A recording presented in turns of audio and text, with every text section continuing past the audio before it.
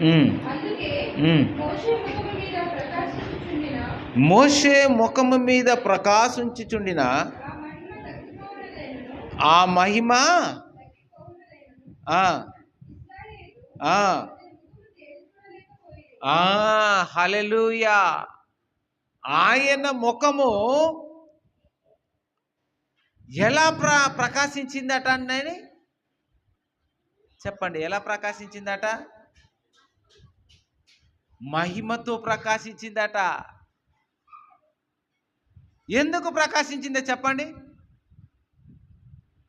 చూడండి, మనుషులు మహిమ పొందరు, మహిమ పొందరు వాస్తవమే.